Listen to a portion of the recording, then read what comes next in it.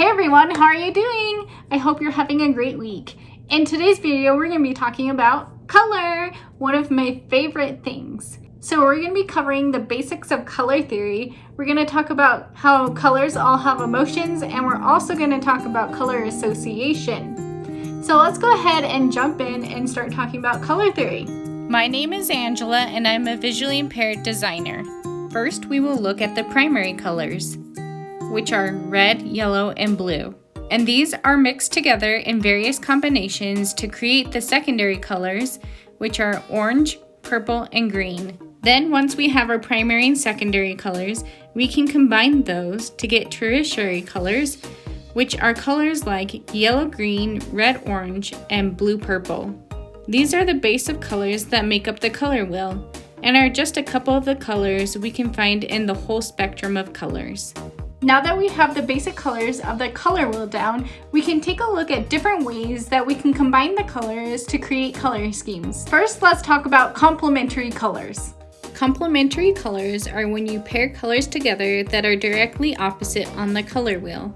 So for some examples, red and green are complementary colors, along with blue and orange, and also yellow and purple. An important note is that complementary colors work well together. After all, they are called complementary colors. But this means that we need to be careful how we pair these complementary colors together, because if we're not careful, then it can create a blending or a vibrating effect that will make it so that it's low contrast and hard to read, which in turn will decrease its effectiveness. So when creating with a green and red complementary color scheme, it is important to make sure that the design doesn't rely only on the color, seeing that the most common type of color blindness, people have a hard time distinguishing between the colors red and green. So by pairing them together and using them in a design in a way that is going to be hard for someone who's colorblind to tell the difference is not going to be very effective and would be quite frustrating. I have a whole video about color blindness and how to design with color blindness in mind. So I'll make sure to link that video so you can learn more about designing for those with color blindness. Next, let's take a look at analogous colors. This is two colors that are right next to each other on the color wheel.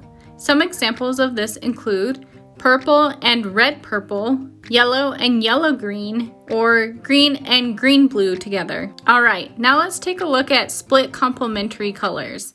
This is when you take a color and pair it with both colors that are on either side of its complementary color.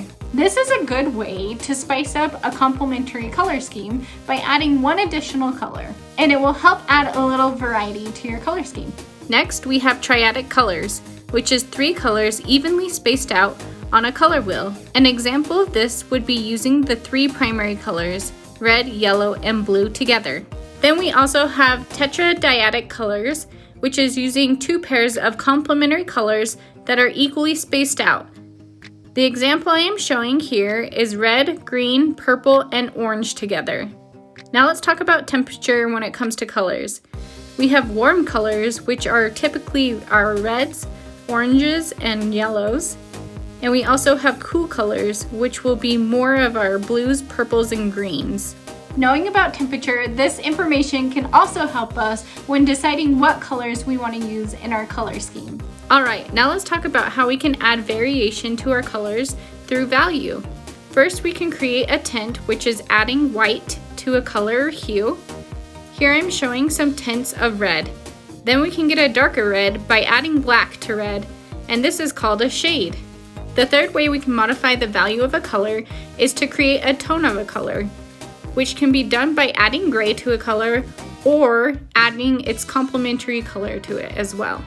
An important term to understand is saturation, which is talking about the intensity of the color, with a pure color being the most intense. If we use a combination of tints, shades, and tones, and the pure color, we can create what is called a monochromatic color scheme.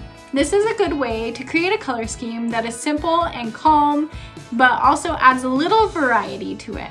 Not found on the color wheel are neutral colors like black, gray, white, and browns.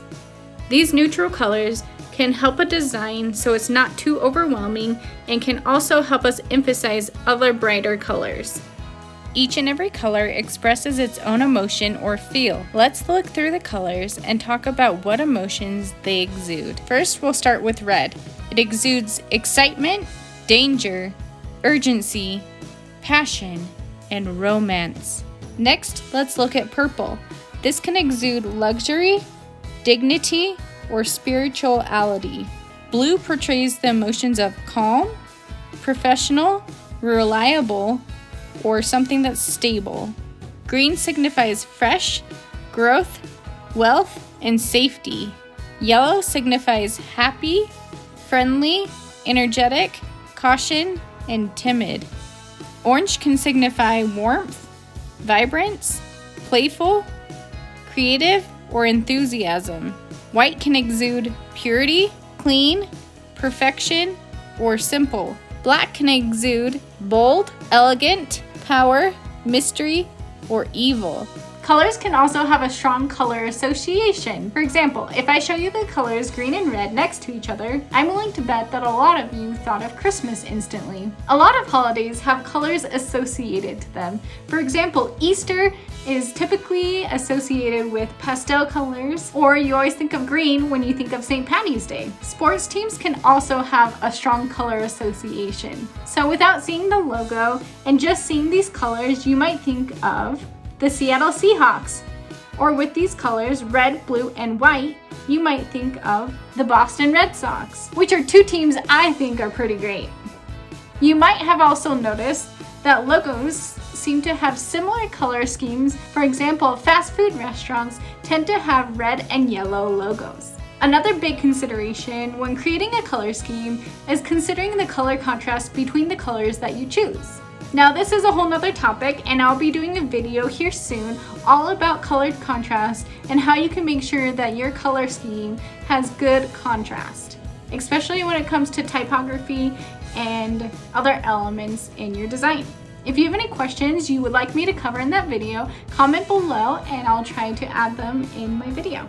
Alright, so I hope that all the information in this video was helpful to you and that now you're better equipped to create your own color schemes. Being able to create interesting and cohesive color schemes is definitely a talent, and it takes a lot of time. So get practicing and you'll get better over time. If you've made it this far in the video, give this video a big thumbs up if you really enjoyed it and you want to see more content like this. Make sure to subscribe to my channel below and to turn on the notification bell. It's super important to turn on the bell so that you can receive notifications when I post new videos. I post new videos every Tuesday morning at 8:30 in the morning. I recently switched from Monday, but I wanted to let you know that I switched to Tuesdays. Well, that's everything I have for you, but until next time, I hope that you have a fantastic week, and I'll talk to you soon. Bye!